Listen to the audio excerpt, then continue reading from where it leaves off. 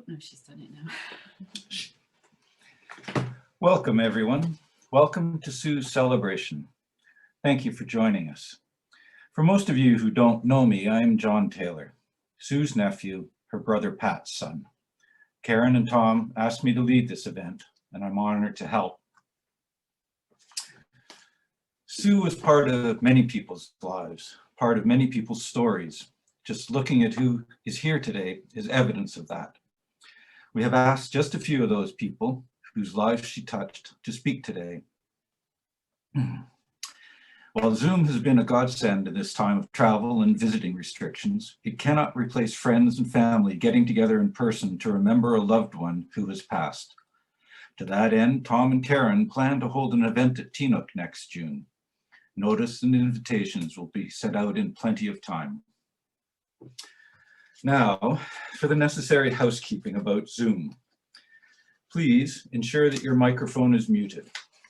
You'll find the button in the lower left corner of your screen. And to those who are scheduled to speak, please remember to unmute yourself when it is your turn, then mute again when you're finished. Next to the microphone button is the video button. There are two videos being shown during this event. We ask that you mute your video feed to help them play smoothly. Once the video is done, please unmute yourself.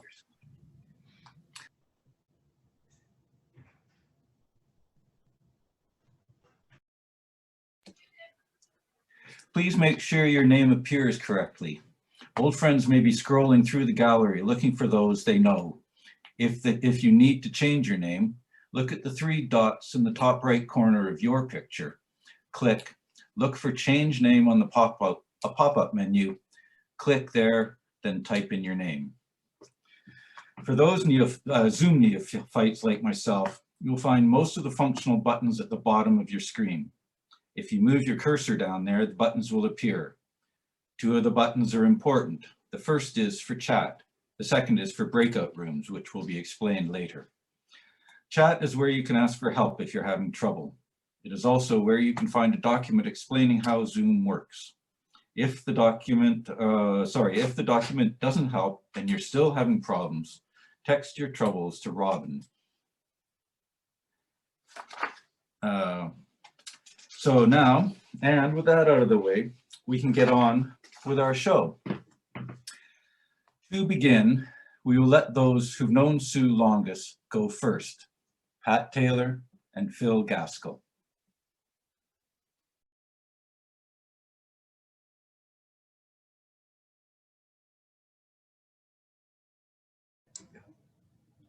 Am I on? Is Pat Taylor on now? Yes, I can hear you, Dad. There you are. Okay. Now listen while I tell you a very funny thing, which once befell a little boy who had a high swing. I was a naughty little boy who dearly loved a riot and hated nothing on this earth so much as keeping quiet. This swing of which I tell you hung between 2 tall trees. The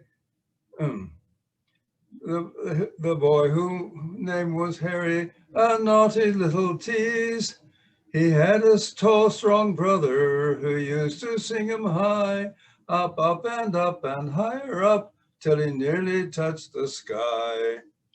On a very wintry afternoon, when the wind blew through the trees, and all but naughty little boys had gone home to their teas, just one swing more, poor Harry cried, and I'll go home to bed.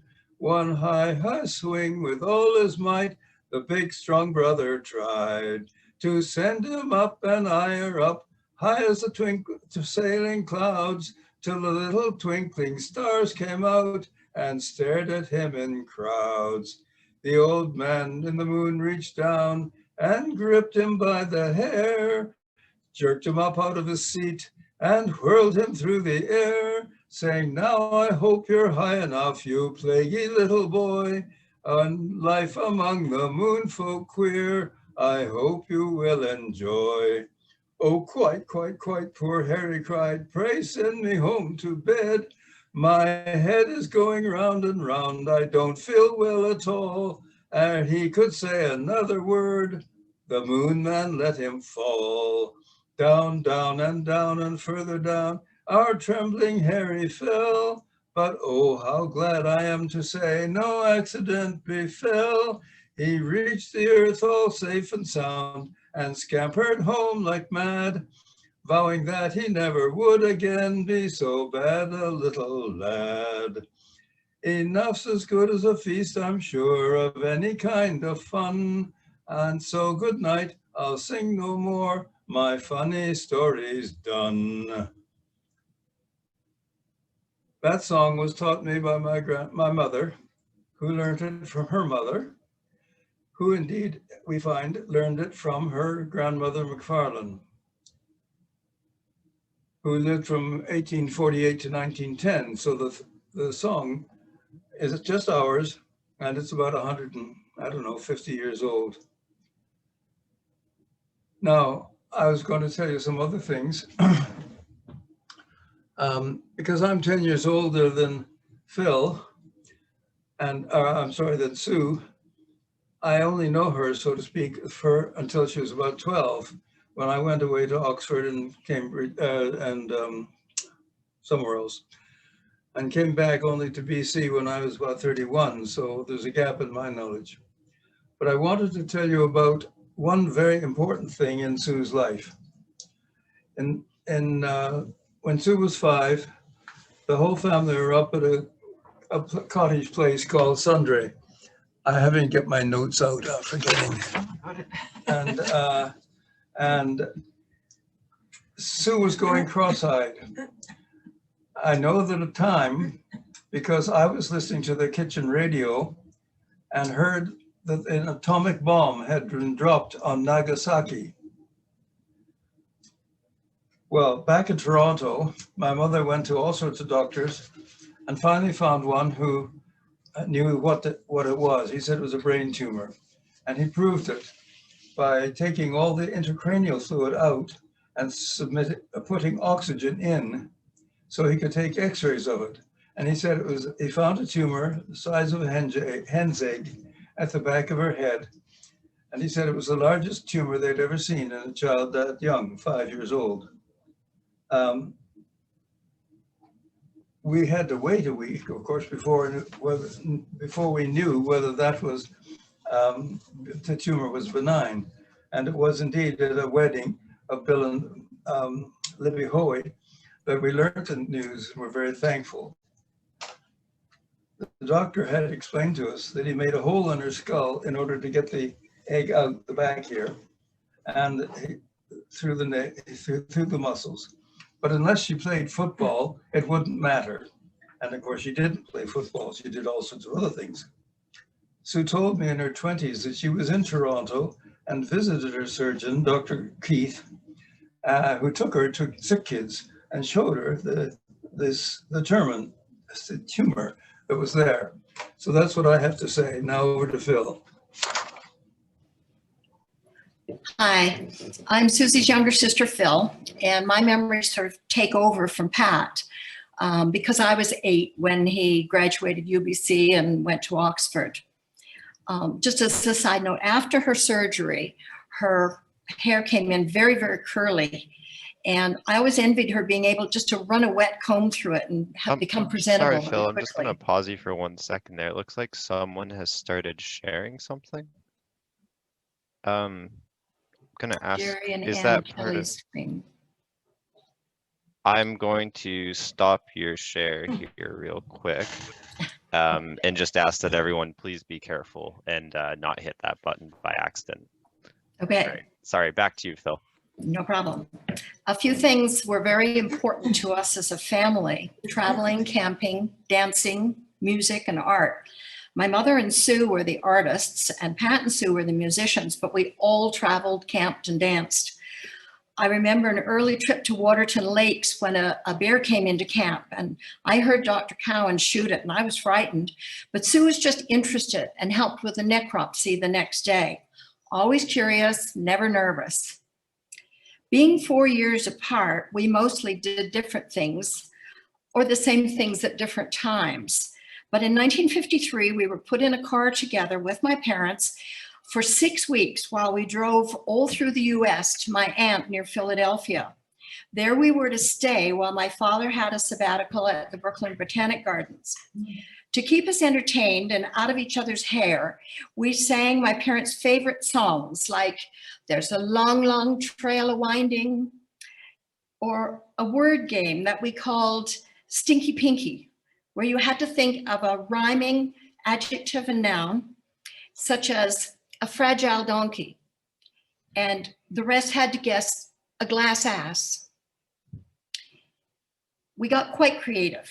We visited places like Yellowstone, Tucson, where we had cousins, Williamsburg, and Washington, D.C. And having survived that, we had a wonderful time with Aunt Dorothy, our mother's sister.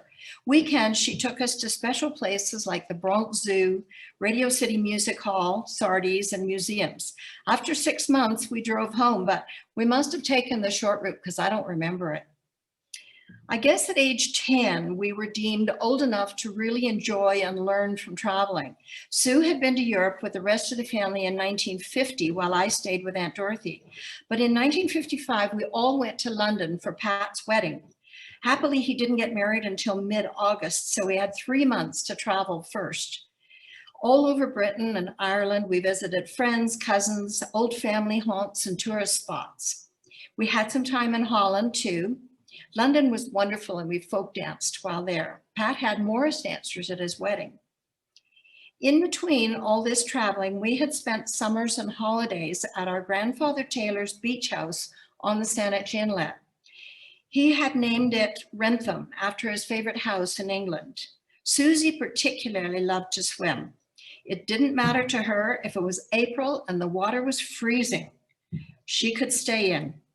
However, in 1955, Father bought 80 acres in the highlands of Victoria, including the 12-acre Teaneck Lake. They put a trailer and tents on site, and we began always camping there. We spent the first summer cleaning up beer bottles around and in the lake because it had been a party place for the local youths. Once clean, we constructed a dock so we could swim easily. Then we all helped to build a panaboat house near the road in, and later a Japanese-style house by the dock, to which our parents retired in 1966. A family Christmas in Hawaii in 1956 got us all hooked. Dad loved the flowers. Jean and Sue were quite taken with the young soldiers from a nearby military base, while all of us loved the hula. At least one summer while at UBC, Susie had a job working with Frank Beebe, the illustrator at the Provincial Museum in Victoria. It was her chance to concentrate on her art. Our high school years were enlivened by the arrival at UBC of the Sopron Hungarian College of Forestry in 1957. They would have wonderful dance evenings. Sue found a very nice boyfriend amongst them. But then she met Charlie Johnson, and that was that. After their wedding, our paths diverged and we could only visit each other occasionally. She came to Mexico and I went to Maui a number of times. My last memory of her was here 2 years ago. She was milking goats.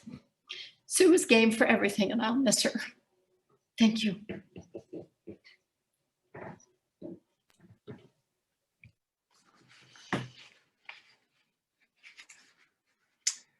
So, as you may have read in her obituary, at her mother's insistence, Sue debuted at the Trafalgar Day Ball in Vancouver. But Sue was always more interested in the adventures to be found in Girl Guides and Sea Rangers. This interest became a lifetime connection to the guiding community. Monica Tang Althouse first met Sue at a guide camp in 1992. After attending an international guide camp in Guelph in 1993, Monica joined the 1st Victoria Rangers, a unit led by Sue. During those years in Rangers, she was one of the many teenagers who lived camping on the Johnsons' property. Monica currently lives near Baltimore. 2 of her children, our Girl Scouts.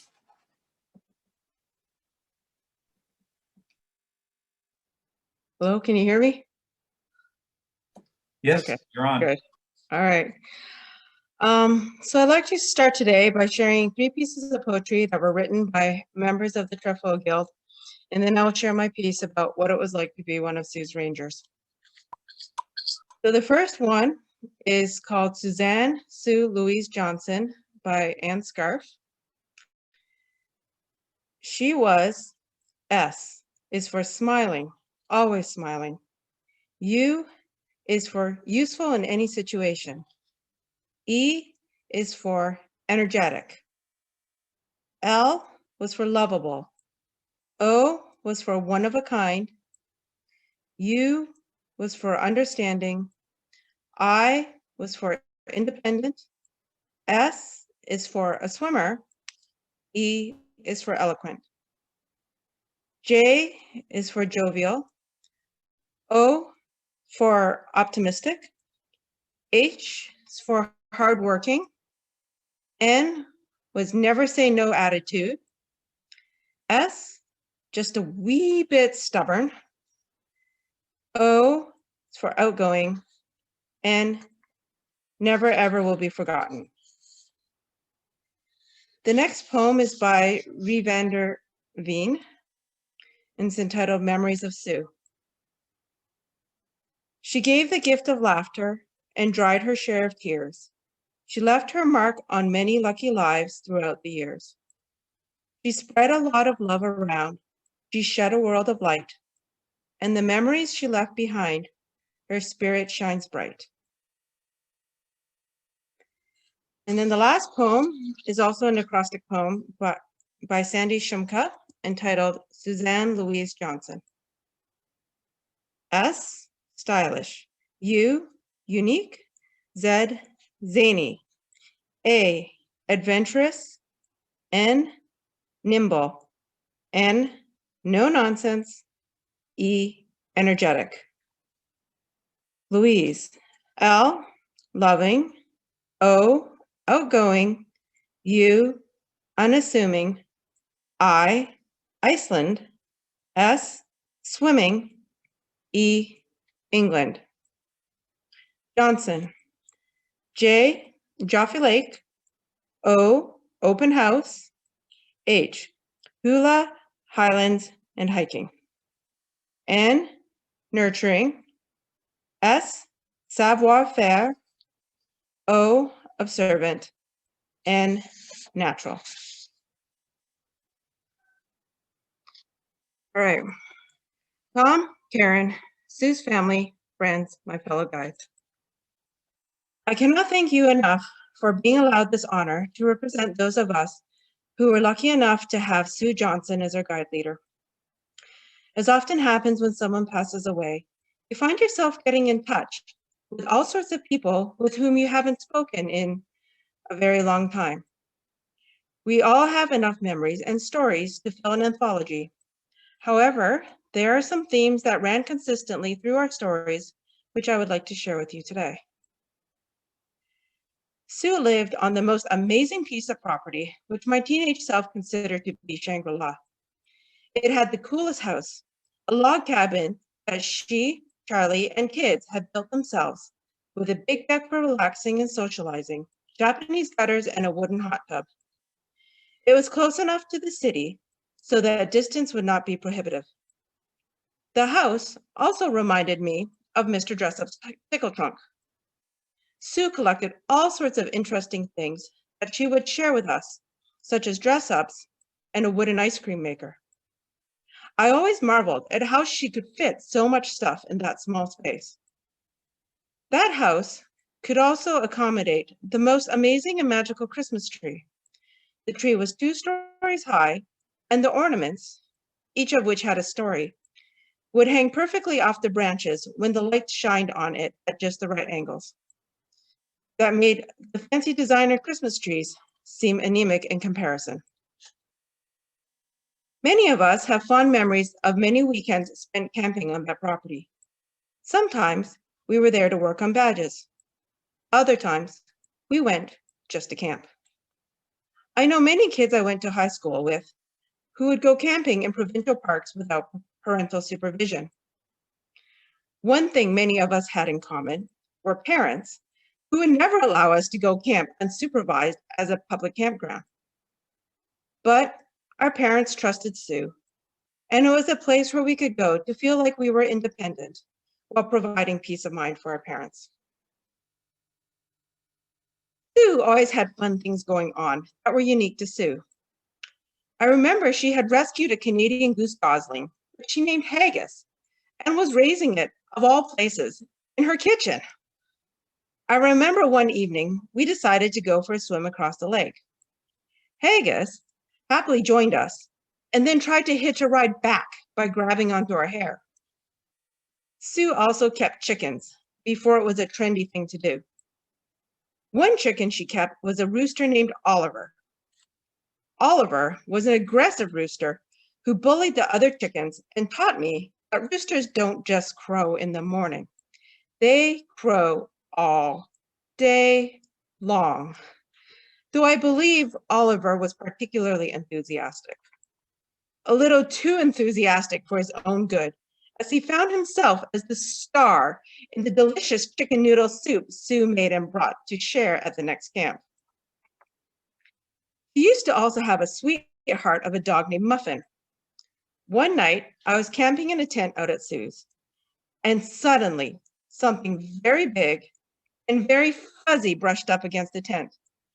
My life flashed before my eyes and panic set in as I believed I was about to be transformed into a late night snack for a bear, until I heard that big fuzzy creature say woof. Sue made the coolest projects, which she shared with us, including how to dye silk scarves in the microwave. Once at the end of camp, some girls were playing around near the campfire on the last day of camp. It was all fun and games until somebody's Gore-Tex rain jacket landed on the hot coals. Sue didn't even bat an eye about it and kindly offered to take the coat home to repair the hole. I never found out how that ended, but I remember she said, "I'm sure I have a piece of fabric somewhere that will work." She had a talent for finding a way to repurpose and upcycle things before HGTV made it a buzzword. Sue was always up for an adventure. She traveled extensively and was game to go on any adventure we wanted to go on, including Rovent. This particular adventure involved chaperoning teenage girls from Victoria, sleeping in a tent in 4 feet of snow, where there were teenage boys at the next site. Her sense of adventure made her an interesting person, and through her example, she inspired many of us to travel and taught us how to be interesting people who are interested in the world. Sue was open-minded and open to change. She broke a lot of gender barriers herself, and her modeling had an unconscious influence on us too. This was the early 90s, and despite it being 20 years after women's liberation, we didn't have the plethora of diverse role models that girls have today. In speaking to my old guiding friends, another common experience was that Sue was one of those rare adults who saw us and accepted us for who we were. She had a finely tuned radar for knowing the difference between what was important and what was nonsense. Sue took all our teenage drama, insecurities, anxieties, and wounded feelings in stride. She never lost her cool with us while we navigated the intricacies of teenage life. She also believed that you were never too old to have fun, be silly, or just play. This, however, did not mean that she didn't have high expectations for us. We were expected to be kind, inclusive, open-minded, hardworking, thrifty, courteous, cooperative, and all the general qualities guides were expected to aspire to. She definitely navigated the line to allow us enough room to simply be vulnerable, maturing teenagers, while firmly and gently letting us know when we crossed the line into nonsense, and then redirecting us to better choices. Sue knew we would be fine before we knew we would be fine. Sue was a believer in Girl Guides for girls. Guides was where I went to find friends or simply to just hang with girls. It was a break from the places that were not always as welcoming of a girl who wanted to do things. During my final years of high school, Boy Scouts of Canada started admitting girls. Sue's main argument was that when you have boys and girls together, it becomes easy to fall into gender roles or to step back while the boys took the lead. When you have an environment that is for all girls or all boys, you had to stretch yourself and grow from the experience. Girl Guides was a place where you went to be a capable girl. Where I currently live, Boy Scouts of America recently decided to open their program to girls. Today, I find myself defending Girl Scouts with the same arguments Sue used. When I listen to people talk about their less than stellar experiences with Girl Scouts, I realize how lucky I was. Sue Johnson simply was the best leader, and outside of my parents, one of the most influential adults during my teenage years. I know I'm not the only one who shares those sentiments. Now that I spend time helping with my daughter's Girl Scout troop here in Maryland, I've developed a new appreciation for how much work it took to make it all happen. Earlier this month, I went to camp with my own brownie, and it makes me sad that I won't be able to tell Sue how much fun we had. I'd like to conclude with 2 words. Thank you. Thank you to all the leaders who provided my friends and I the opportunity of a lifetime. Thank you to the current generation of leaders. And of course, thank you to Sue Johnson.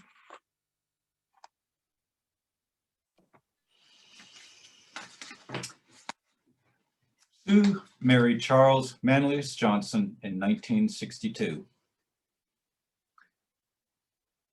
They had 2 children.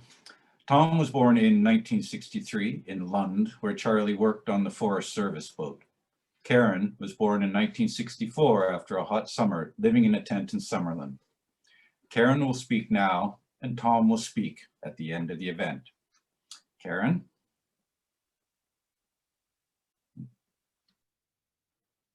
I guess it's fitting that I follow Monica because I was one of those Girl Guides too. Never, I don't think, with my mother as a leader. And in fact, somebody told me recently that that my mom intentionally organized for me to go with some other guiders on something because she felt that I needed to do something without her. Anyway, hello. Over the last week or 2, I've read Sue's collection of Christmas letters that I brought home with me. And the earliest one is actually from 1969. So I thought, wow, she was pretty diligent. About half of the letters start with an explanation of why it's coming out after Christmas. In 1964, she wrote, "I really did not think I'd managed to get a letter off at all this year, just too disorganized. But having now enjoyed reading so many of your newsletters, I feel compelled to add our own, even if it is late." I think she wasn't disorganized. She was just doing lots of stuff. In the letters, Sue's values come through loud and clear. Family and friends were key. Sometimes it's blood family, but also business families, associations through forestry and Girl Guides. And also a big part of what she speaks of is community. And recently, Mum was on the protest line for this OK Mine. And a fellow protester this spring said, "Sue always stood up for what was right. She impressed us as a Highlander who believed that being part of a community meant you always gave a great deal to the community." So in Sue's case, this included formal volunteer jobs, but also the unofficial help, like tour guiding when she was in Maui, making herself available to the hula dancers if anyone wanted extra hula practice or if they needed help making a lei for the next show. Self-reliance was a big piece for Sue, and one aspect that her self-reliance showed in was the Teaneck Lake creations, which included Christmas decorations, fleeces made for most of the family, shirts, and teddy bears that were given to new grandchildren and others. I think actually Pat got a teddy bear for his 80th birthday, maybe. The aloha spirit was also something that Sue embodied. And I actually looked it up this morning. It's about giving more than you receive and being willing to show others kindness through action, even in the smallest forms. Eye contact, smiling, spontaneous gestures of generosity, and positive communication are always ways to practice aloha. Another value instilled from her parents was thrift. And actually, I noticed Monica said something about being thrifty. The best example of this came from the 80th birthday stories that were sent in. Mom's longtime friend, Ann Thomas, went home with Susie, as she was known in those days, after university classes one day. Anne was quite surprised to see that Susie's skirt matched the fabric on a chair in the house. I thought that was pretty funny. Sue's 2020 Christmas epistle was a handwritten draft note that I found in a collection of papers, and I thought I'd read part of that. What a year this has been. I couldn't have picked a better one to be indisposed. Most everyone has been tied to their homes for many months. Usually at this time of year, I am counting up the days that I have spent in Maui. But this year, I counted the days that at least one of my family was here with me. That total came to about 200 days. How lucky I am. I have spent the last year on Vancouver Island, and lucky for Sue, she had beautiful Teaneck Lake to spend it on. In the letter, Sue carries on with family updates, Tom and Heather in Chilliwack, grandson Robin and Willow working and studying in Victoria. Robin's job was helping with UVic transition to online learning. She talks about me and Yellowknife, and her granddaughters, Linnea, baking in a mining camp in the Yukon and visiting mom on long breaks. Granddaughter Neva studying online from Victoria as she saw Sue through treatments, then driving to Yellowknife in the Eurovan to continue online school there.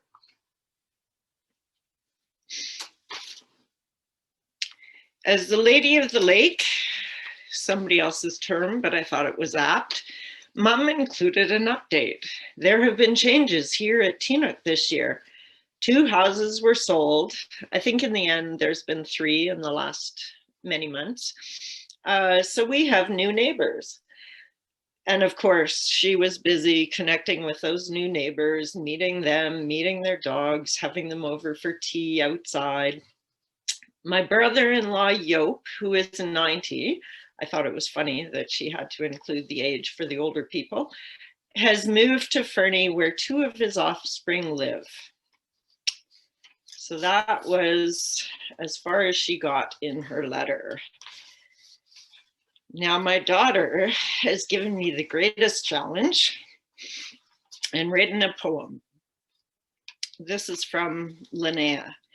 Gran, the last week of your life, every night you'd say, I'm going to love you and leave you. You certainly loved us, and we will always love you. And now you've left. You told me once life isn't fair. You showed me that with positivity. Fairness is not necessary. Life will be lived. There will be so many times in the future where I'll wish you could be there, but your body is at ease now. You were a part of my life for almost 22 years, and I am forever grateful. I will forever be grateful for our summers at Teaneck. I will forever be grateful for Maui. I will forever be grateful you got to meet Reese. He loved you immediately. I see you. You're the bossy hummingbird with the bright red chest. You're the bouncy fawn Tom saw outside his tent. I love to play games with you. I love to sew with you. I love to cook for you. I made a cake you would have loved for your birthday. Chocolate, peanut butter, and jam cake. I'll always think of you and Granddad when I see dahlias, rhododendrons, and orchids. I bet Granddad met you with a lei. I hope you were getting your tan on. You certainly dressed for the occasion. Love you and leave you. Goodbye, Gran. Love, Linnea.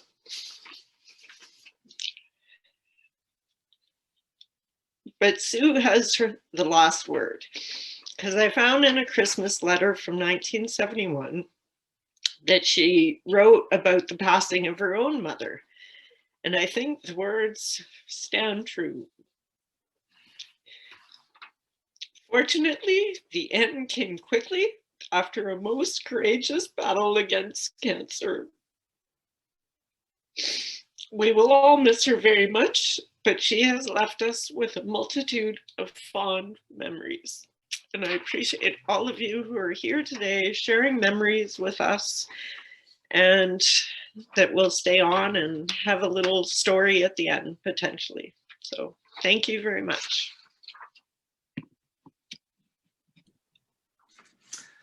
Thank you, Karen, and thank you, Linnea. Sue remained close with her nieces and nephews. She was a big reason the cousins stayed in touch with each other. To speak for us, here is Tony Kite. Hello, everyone. Nice to see you again. So a few years ago, I was heading to see Yope in Teaneck, and Sue was going to be in Nelson, so she offered me a ride. I was a little nervous, having not seen her or any of the family for quite some time. I have a rather bad habit of falling off the edge of the earth every so often. But my fears were quickly put to rest as she greeted me with that big loving smile and a warm hug. As we drove down the highway, we quickly caught up, and soon we're talking about all the adventures we had had when I'd visit them every summer. You see, I wasn't the easiest teen to raise, and the Johnsons were like a second family, giving my family a much needed rest and deserved break from my antics. We talked about the time Tom and I went to Camp Decca and about the backpacking trip we did in Manning Park that had us camping on this beautiful mountain lake. When we arrived at the lake, we were a little shocked to see icebergs still floating in the water. But we were hot and sweaty, so we stripped down to our underwear and had a quick dip in the frigid waters. As we continued down the road, Sue spotted a man standing by a truck in the middle of nowhere. Without any hesitation, she pulled the car over to offer assistance. I thought to myself, that's my Aunt Sue, always willing to help those in need, whether it be someone she knew or a complete stranger. The woman could never pass up an opportunity to help someone in need. The man was fine. He was just waiting for his truck, or tow truck, that was already on the way. He thanked her and we continued on to Tom and Heather's in Chilliwack without incident. The next morning we headed for the ferry terminal and arrived there around noon. It was a beautiful fall day, and the smell of the ocean brought back many memories. Suddenly there was a knock on Sue's window, and standing by the car was a 40-year-old lady. "Hey, Sue," she said, "fancy meeting you here."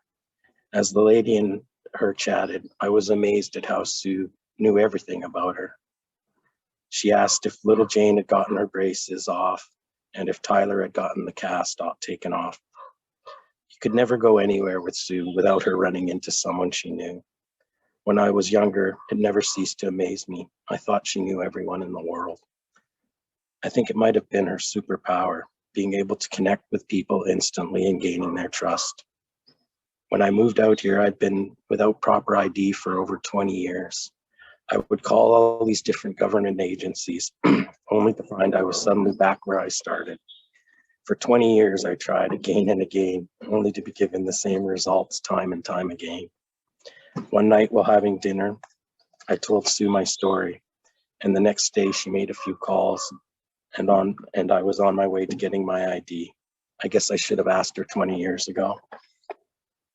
Amazing mother, wife, grandmother, and aunt, Sue did it all with a zest for life and compassion for others that had no bounds. Tough as nails, but with a gentle touch, she helped countless people. Sue would never let you down. I know the world seems a little less bright. It seems that we've lost her forever, but remember this. If you ever find yourself in need of her help, I suggest finding somewhere quiet, then close your eyes and imagine her there beside you. Ask your question and listen carefully, and you will hear her answer, because Sue will live on in all of us that she touched. I'd like to thank Tom and Carrie for giving me this great honor and opportunity. Thank you all very much.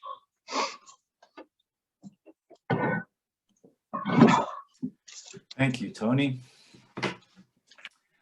The Westheisers have been friends of Sue and Charlie since their days together in Lund. To speak about family friends, here now is their daughter, Jane.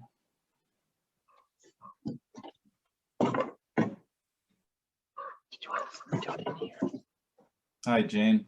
Hi, everyone. So I have known Auntie Sue for a very, very long time.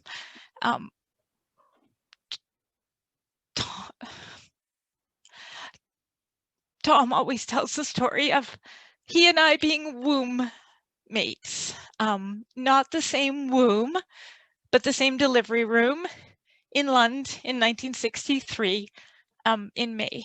So I've known her since the day I was born. Our families were very, very close. We spent a lot of time together. I do remember birthday parties and going over for dinners. And this is when we lived together. They were in Lund, we were in Powell River, and then in Prince Rupert. And then we moved apart, and the Johnsons moved to North Vancouver, and we moved up north. But we continued to spend a lot of time together, and I really think that was Auntie Sue making sure that our families remained close and connected. So you saw some pictures of us skiing together. We spent many Christmas together in North Vancouver, in Teaneck. We went on a family trip together to Hawaii, which was amazing. And then we had our Johnson Westheiser, Grandpa Taylor family vacation in quotation marks when we hiked the Chilkoot Pass. And there's lots of crazy stories about that. And if you join a little breakout room with us later, we can tell you all about that. Anyway, I really, really got to know Auntie Sue well when I went to university in Victoria. And during my 3 years at UVic, I spent a lot of time going out. I had my little Honda Civic, and I drive out to Teaneck for dinners regularly. And then I was fortunate enough to spend a summer at Teaneck Lake. And that was when I really, really got to know Auntie Sue really, really well. That was the summer that we built Yope's Dock. And Yope, I don't know if that was your idea to build a dock, but I know that's Auntie Sue really wanted to get a dock built. And I remember her getting all the plans organized and you know, I think she may have even designed it and getting all the lumber and the logs and pulling together her work crew of big, strong people who could move these logs around. And so the day came that we were going to be building the dock, and I'm not known for my strength, and so I didn't really see a role for myself in this project, but Auntie Sue saw a role for me. And she said, Jane, you know what we need? We need to commemorate this dock building. And would you be our official photographer? And so I was asked to be the official photographer, and I did take the photos. And I remember, you know, I have this clear image of Auntie Sue just out there in the muck, sliding around, like up to her armpits, moving big logs around, telling people what to do, which way to turn, and just laughing, having such a great time. I think there might have been a mud fight at the end. So that's my big memory of Auntie Sue during that summer. And of course, all the people, the comings and goings, and just meeting so many interesting people. And yeah, so I've made a list of kind of random memories that I just would like to share with you. So they're in no particular order. I know that many of you will probably remember a lot of these things too. So here we go. Adam's peanut butter on whole grain toast with super, super thin slices of apple. Adam's peanut butter jars filled with bulk food, almonds, raisins, candied ginger. Creative hands, crafting, sewing, paper folding, writing. Practical hands, repairing, untangling, measuring, gathering. Kids are meant to be shared. The best time to write a letter to a friend is in the morning. Hurtling down Millstream Road in the passenger seat of a little white pickup truck, Auntie Sue at the wheel. Late night skinny dips. A fridge door full of photos, always new ones. A printer's tray on the wall filled with all sorts of little things to ponder. It's okay if you dog paddle to the float. Auntie Sue dog paddling alongside me. There's no need to swear. The dishes will always be there. Singing Girl Guide songs anywhere, most often outdoors in a big voice.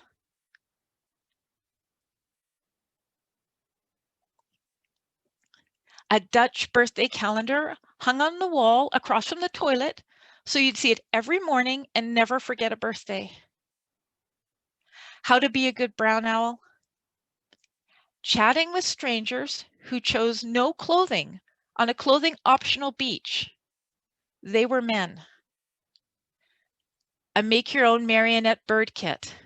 Silk pajamas, shiny fuchsia origami shrimp, an origami dragon, mini Hawaiian shirts, sun hats, a stuffed Franklin, and a teddy bear, all handmade with love by Sue.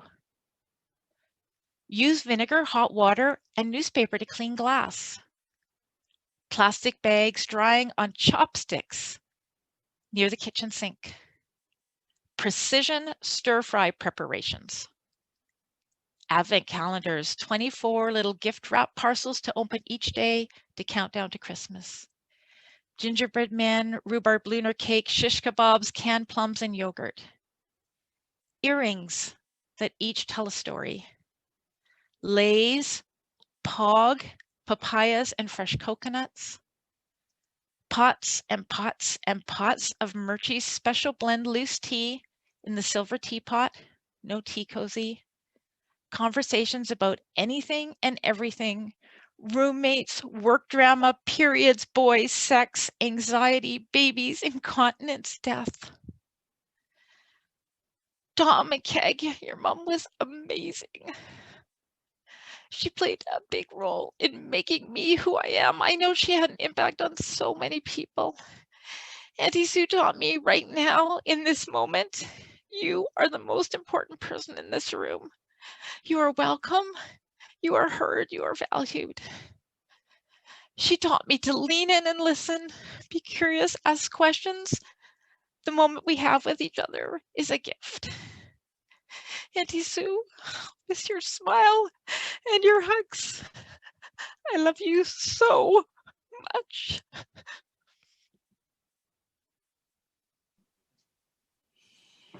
Thank you, Jane. In the 1970s, Sue and Charlie decided to build a home at Teaneck, a small lake and surrounding property in the Highlands outside Victoria that her father bought in the 1950s. They not only built a house, they helped build a community. Verna and Barry Ford knew Sue well during this time. Verna and Barry have lived in the Highlands since 1975 and met Sue in those early years. However, Verna's friendship with Sue really flourished in 1991 when she became program coordinator of West Shore Adult Day program, where Sue was volunteering. Barry was privileged to work with Sue throughout her involvement with fire services in the District of the Highlands.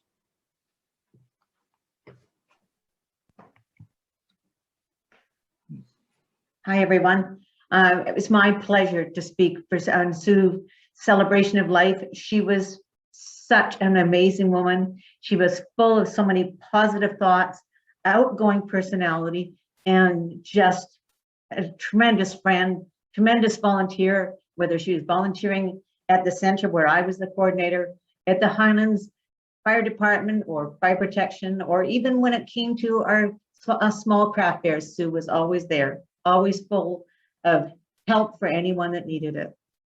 We've been longtime Highlanders, as they've said, back in the 1970s is when we both came up to the Highlands, and we were very, very much involved in just getting things going out here. We were not a district of Highlands yet. We were just unincorporated, and truly many people thought we were living in the sticks. So there you go.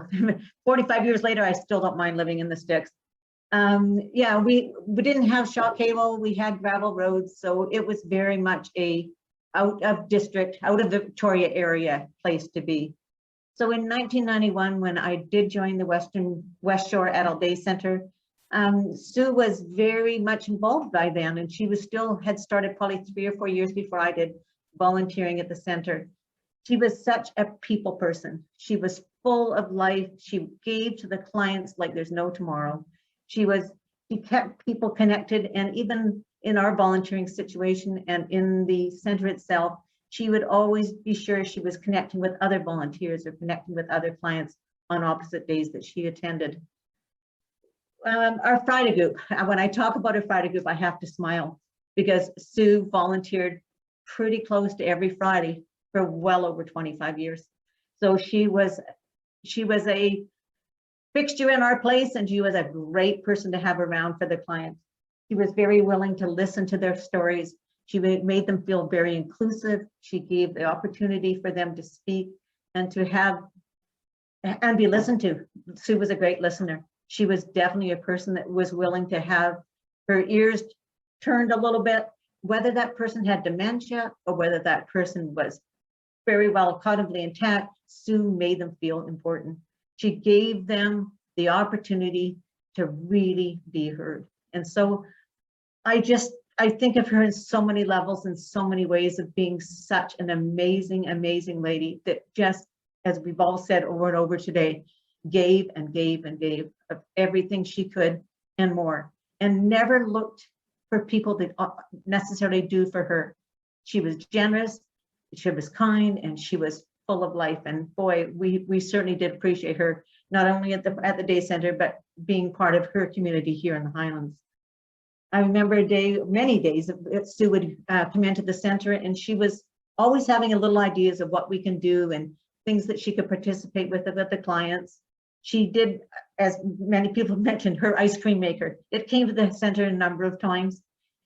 It was full of, she'd give all kinds of different ideas of flavors and all kinds of things. So it was always a fun time. Of course, she did come to the center and do her hula dancing fairly often, and we loved that. She used to say to the clients, let me practice. It's really fun for me because I get an audience. So she was very much part of, they are very much part of doing that at the center as well. She brought in her sewing projects. She brought in her things that she made for the grandchildren, or her teddy bears or whatever. She just was able to bring life to the center and to the clients. So she was pretty darn special, as I say. We always looked forward to going to Teaneck Lake, and the center was there quite often, more often at Christmas time, but the odd time in the summer. And she opened her home to the clients and made them feel so welcome, as she did for everybody. We all know that Sue's door was always open and always willing to have those people in there. Or if somebody needed a place to stay for a couple of months or a week and she wasn't home, we all know that door was open. So she was full of so much, I don't even know how to explain, but yeah, she was just one tremendous lady that I really looked up to. I thought the world of Sue and thought a world of her approach in life. She gave that positive nature. She never looked on the negative side. Her glass was always half full. So I felt that we were so blessed to have her at the center. Very, very much so. And what somebody mentioned the earrings, and I'm going to say that just because the clients always noticed her earrings, whether they're full of color or they were something where she had bought when she'd just been traveling. She always had some fun earrings on that they often would notice and comment on. And before I hand this over to Barry, I'm just going to say one thing that reminds me, and when I think about one of the days that she came into the center, she looked me at and she said, "Verna," she said, "Charlie is going to buy a new Volvo and I'm going to buy a new knee."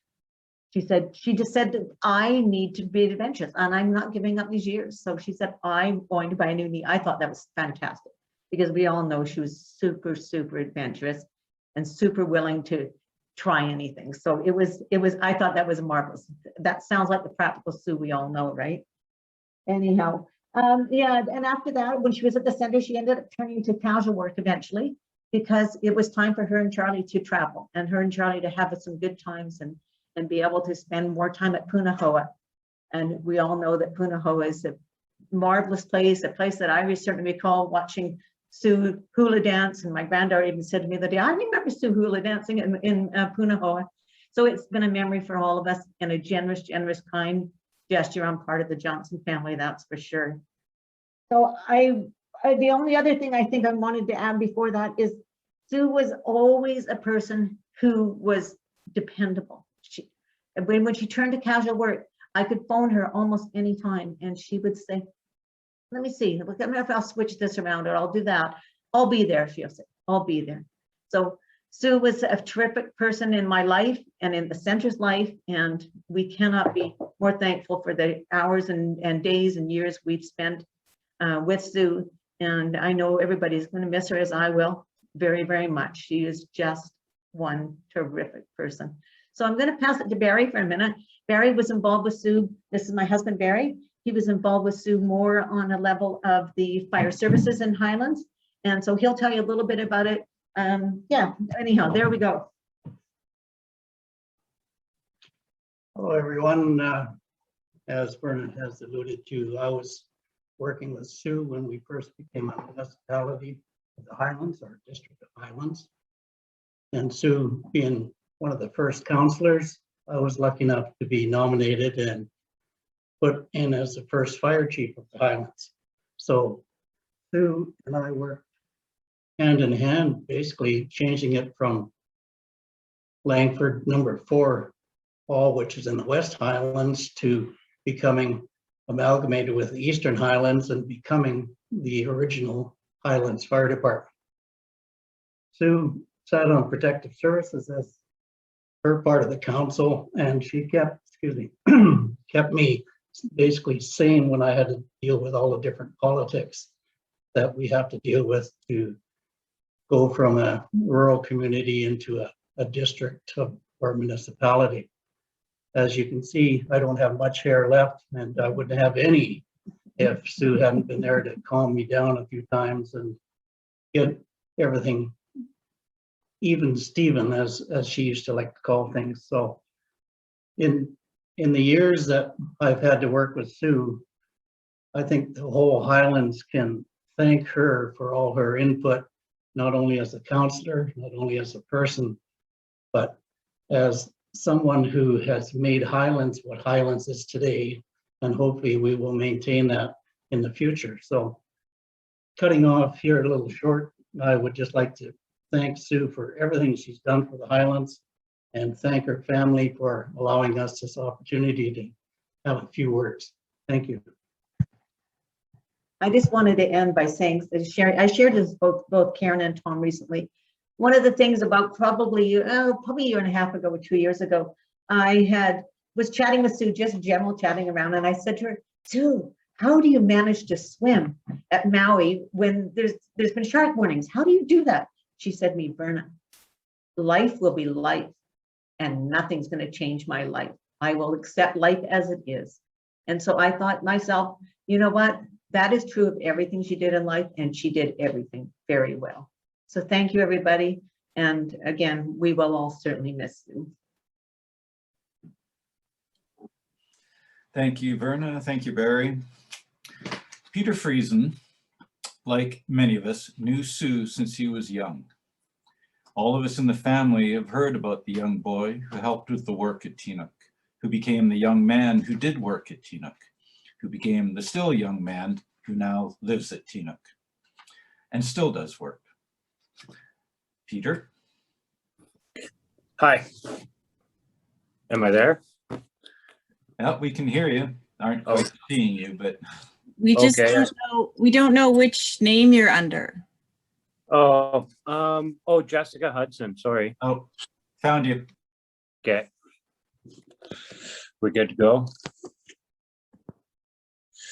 Yeah, I mean, I've known Sue for about 25 years. I met her when I was 12 years old. I started doing yard work for the Johnsons at that age. And at that point in time in my life, Sue and Charlie were both very impactful. I didn't really have grandparents growing up, so coming out here and working and being a part of this property was a big part of my development through my teen years. Kind of all the things that Monica and Tony were saying about Sue, and kind of took a lot of words. I feel the same way about those things. I'm currently living in the Panaboat house that was mentioned. I take a lot of pride in being here, and it's a lot of memories just around all this stuff and Sue, and it's kind of feels like she's, you know, I'm sorry, I'm not very good at this kind of stuff. That's she was a very important person in my life and made me definitely a lot of who I am today. Her very stoic thinking of how things will be how they are, and there's no changing that kind of stuff. We bonded a lot when Charlie passed, and coming years after that, me going through a divorce and her being a very big support through all the years of my life since I was 13 till here I am 37. And yeah, she's gonna be very missed, you know. I don't know. Teaneck Lake is basically, yeah, everything that Sue stands for, you know, just nature and beauty and just real life. I don't know.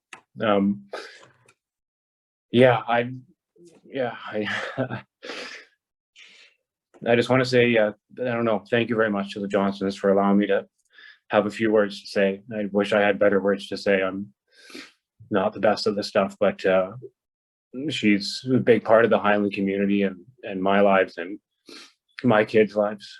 They're all of it. It's just be a big hole here for a bit, but we're very grateful to have nature around us, which is what Sue is, and Charlie. Those were very important people in my life. I'm blessed to be here in a rhodo garden that was planted by her father, and yeah, just to be a part of this stuff. So I don't know what else to say except yeah, she'll love her very much, and I miss her a lot. She was a rock in my life when things were turbulent. So yeah, I don't know. I think I'd just like to end it at that. I'm really appreciative for the time to say something.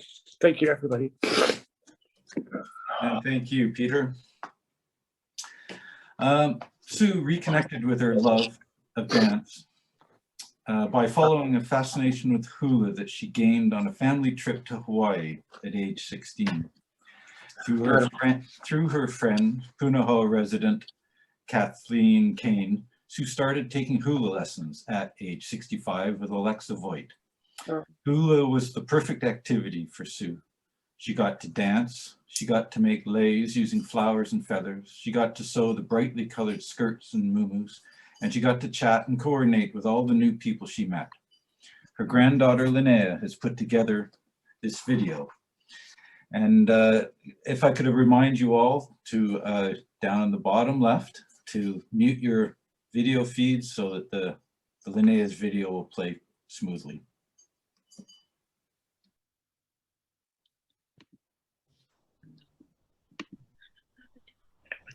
Optimize for video.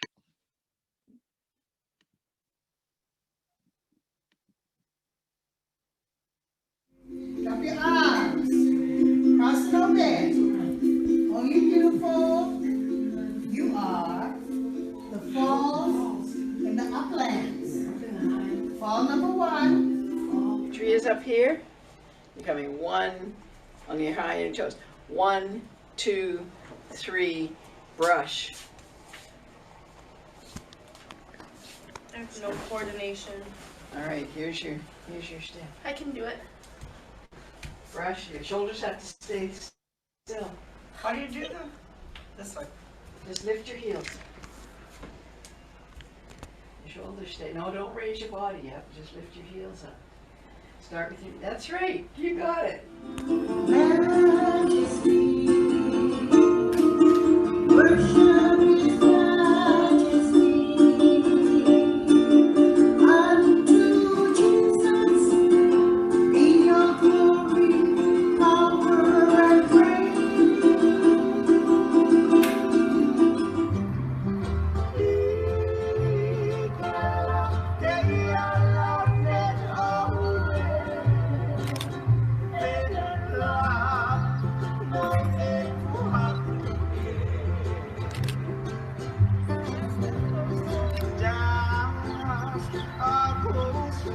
Walk with me. Precious Jesus is my Daily walking close to me. Ozzy is good.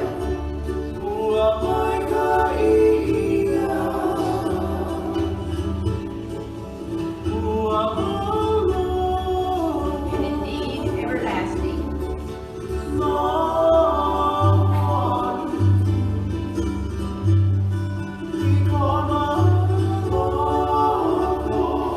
Within His grace, kindness, and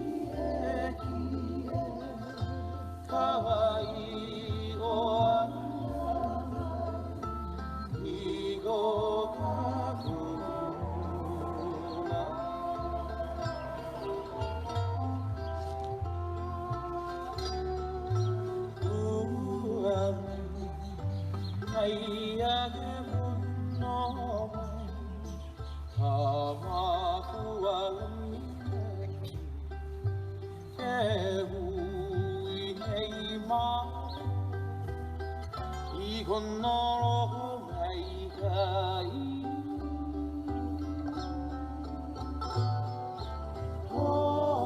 호산나 이야기하고 만나라니 기에 하와이 오안나 이코하고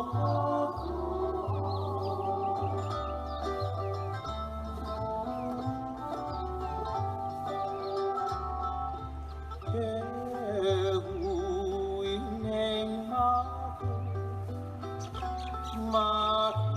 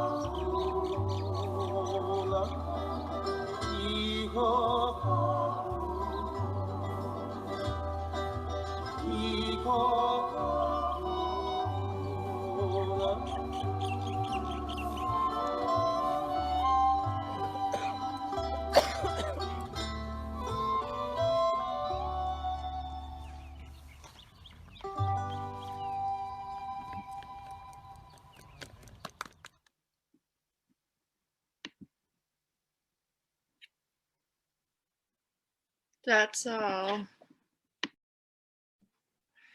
Thank you, Linnea. That was lovely. Okay. Harvey Grigg first met Sue in the forestry class at UBC, the class of '61. That class stayed in touch over the years, but Harvey and Sue more recently became close friends. Harvey?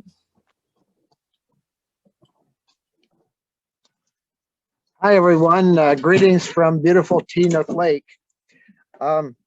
John said I was a classmate of Charlie's in forestry and first met Sue probably sometime in the 1960s. In the last 3 years, we became very close friends. Sue was a remarkable lady and a great supporter of the forestry class of 1961. She and Charlie donated generously to the Faculty of Forestry at UBC, and Sue carried on the tradition after Charlie's passing. Sue was probably the most kind and generous person I ever met in my life, but she could also be bold and assertive when she had to be. For example, if someone was bothering a giant turtle on the beach in Maui, she would remind them not to touch the turtles, but she would do it this way. She'd say, "Hey, don't touch those turtles. There's a $20,000 fine, you crazy person." Like she was very assertive in getting the message out. But she never sought recognition for her charity work and wasn't one for pomp and circumstance.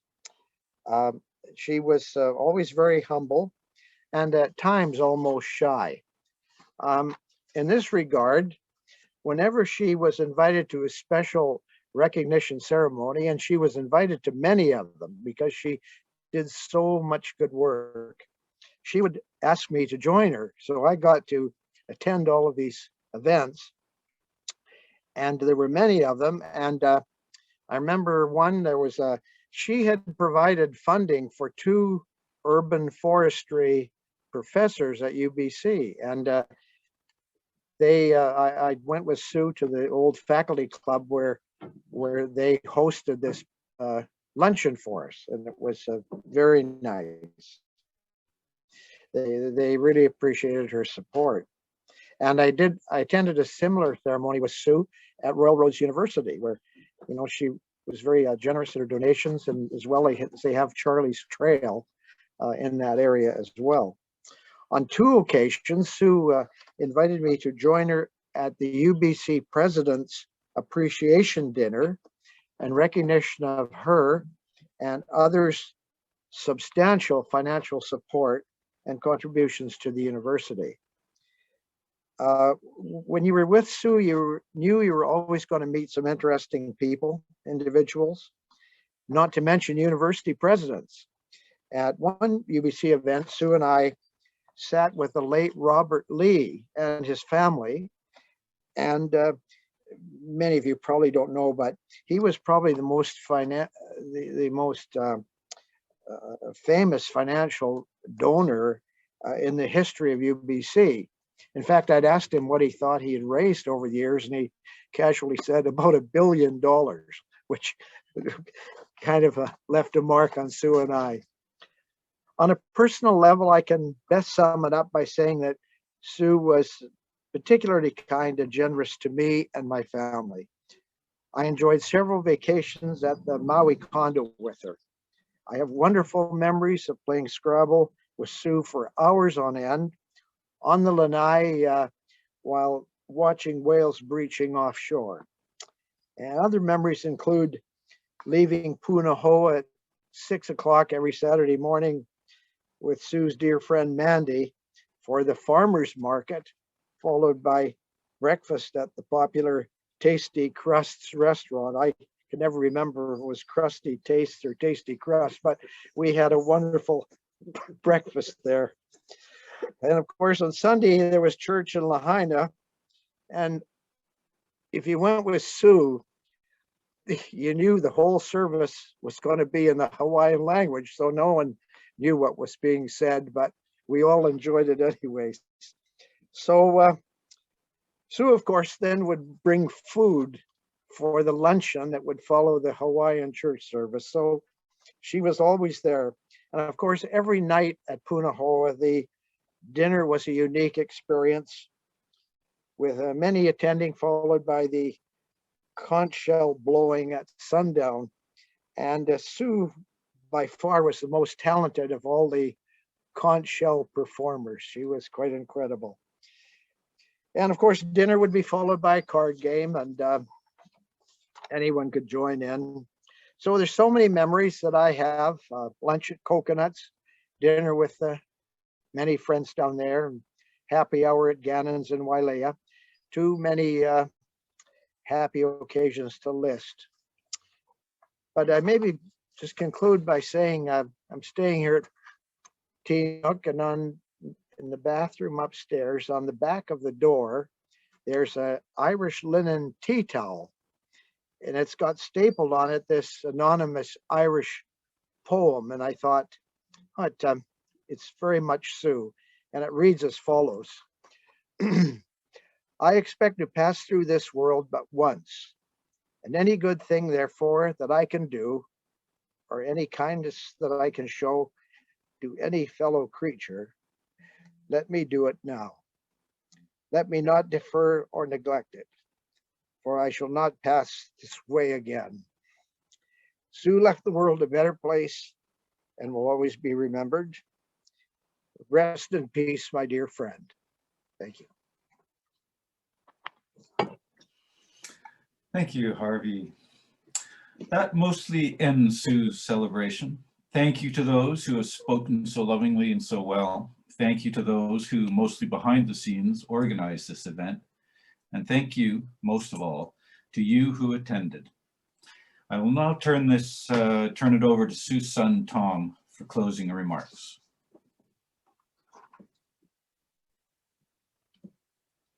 Thank you, John. So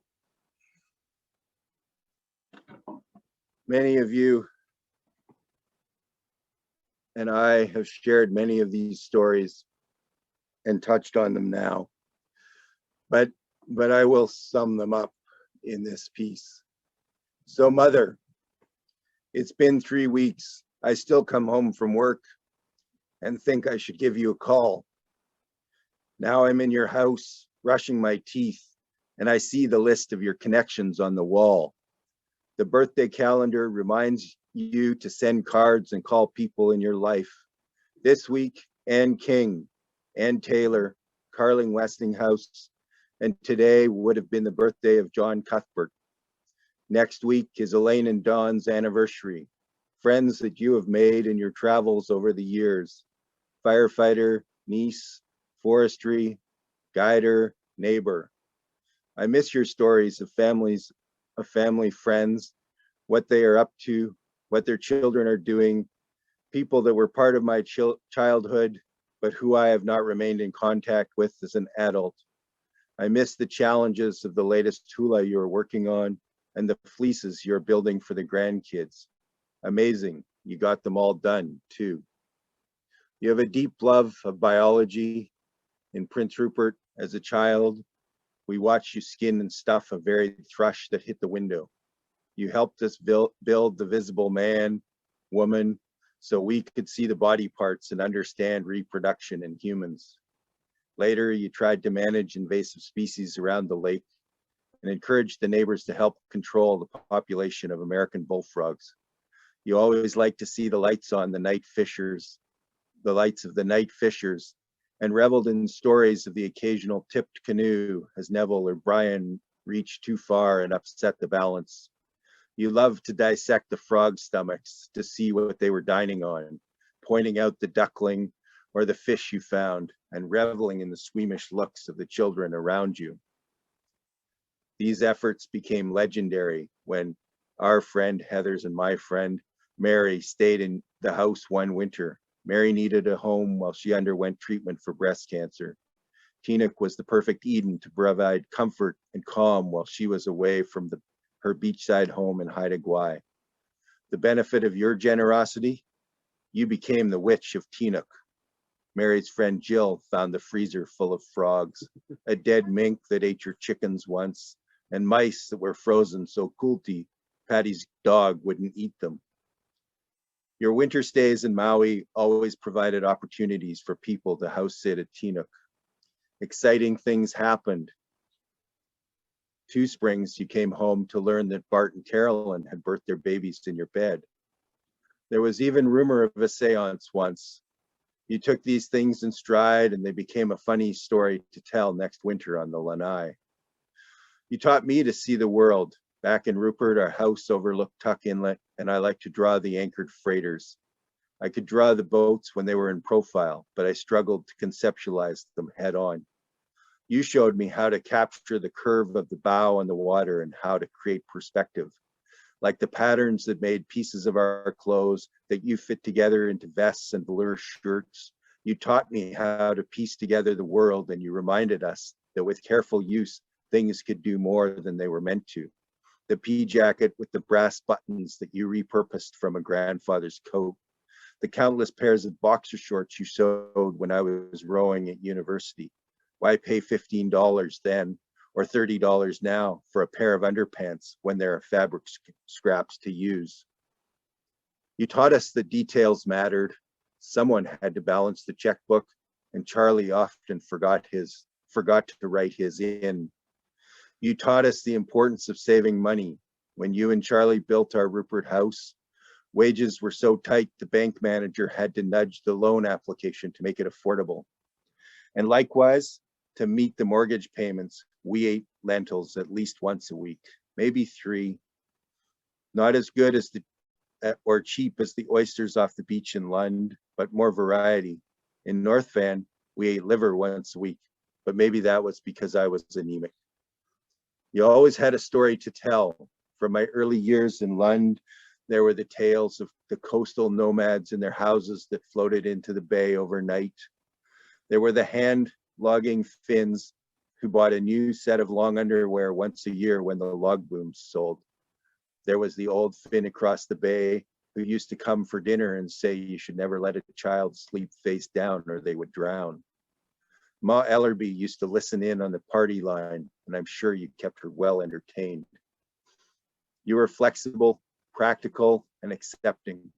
When we were teenagers, you said sex was for marriage, but when we showed up with unmarried partners, we were welcomed into the house and a double bed was made. When Shea Revel's parents announced 3 weeks before their 50th wedding anniversary gala that they had something to tell the children, that they had only been married for 49 years, actually. You said, if you've been lying for 50 years, why would you change the story now? You encouraged me to be who I was. You let me bring the classical record that you and Charlie had purchased in Scandinavia to my grade 4 music appreciation class. It was my contribution to the class, a class that was singing Delta Dawn and the Yellow Submarine. There were little thought checks you instilled in me as a teenager. When God said brains, you thought he said trains and you missed them. If your friends told you to jump off a bridge, would you? These things were the unspoken expectations that helped me into adulthood.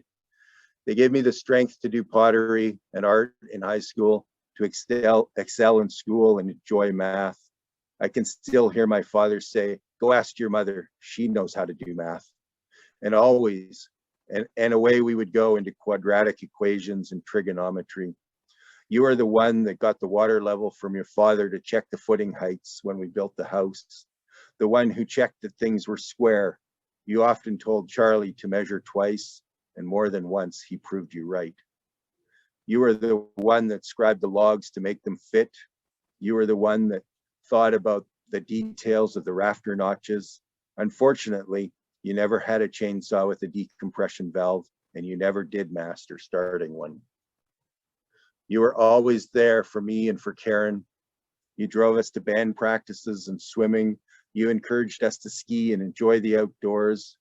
You aren't made of sugar. I walked alone through the howling winds and rain, up the Herman Steps and down the hill to Seal Cove. It really is a long way, even as an adult. You taught us that we might not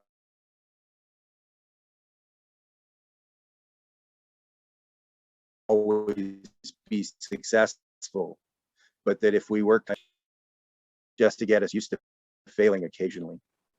Your biggest laugh was that you can talk to anybody, no matter who they are or what they are. We stood in line to speak to Prince Philip and Rupert. We had a family walk along Spanish banks that took us into Wreck Beach. The family caught up to you to find you talking to a gray-haired nudist in sneakers and a ball cap. At least you still had your clothes on. When I was undergoing my bone marrow transplant, you came to the hospital every day. You encouraged me to feel normal. Here is a duvet from home. Don't give in to the hospital gown. The stubbornness that I gained from you stood me well. For days, I mapped the blood counts on the whiteboard, hoping they would return to normal. You brought Pam Lockwood and her husband to give me hope. He had survived a bone marrow transplant 20 years earlier. The morning you came into the room after I gained 40 pounds of fluid overnight, you didn't even blink an eye, and you just talked and carried on with the normal conversation of the day. When you cared for others, you always said, I just go with the flow of their reality, follow the conversation, and welcome what comes. Well, it has finally come, the end. And I don't know if you welcomed death, but it was the right death. It was a sunny day. You were there with Linnea, and you were on the lake of 3, now 4 generations of stories and adventures. A lake of midnight dips, a lake of full moons, a lake that echoes with the laughter of children and adults alike, squeals of delight, ice skating and crack the whip, campfires, hamburgers, hot dogs, burning marshmallows, shooting stars, stories, and songs. There's a controversial hymn that you always liked, Lord of the Dance. Pat could sing it. It was not pious enough for some, but you always liked it, liked the rhythm and the line that says the dance will go on. You may have cast off, but the dance does and will carry on. Each of us will take part of you and carry it forward with us in life as we remember the stories, your stories, the people you helped, the connections you made, and these in turn will reach forward into the dance to twirl on and on in the weave of life. Thank you, Mother. It's been an awesome life together, and it will keep us going forward in the future. Thank you.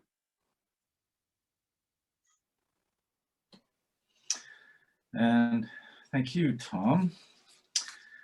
To wrap up Sue's celebration, we have a video that my cousin Ian Kite made during his stay at Teaneck last fall. Ian was there to help his dad, Yope, who was Sue's neighbor, Sue's brother-in-law, organized for his move to Fernie. Sue donated her little bunkhouse as a place for Ian to quarantine after coming to distance company on chilly visits. But first, let me talk about the breakout rooms I mentioned earlier.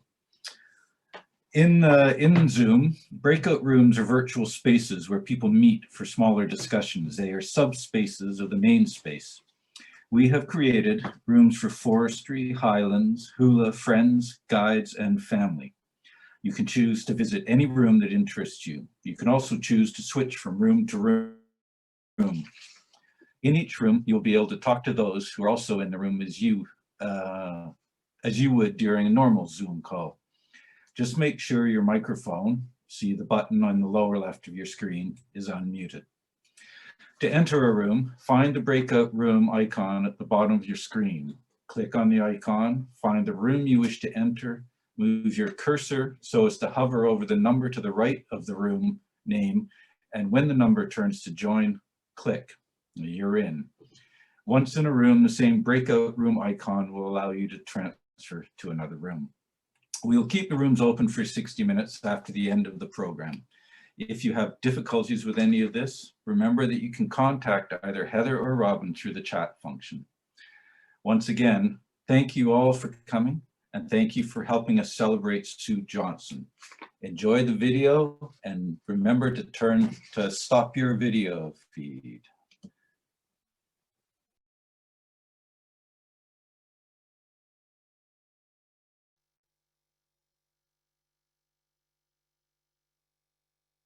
Thank you.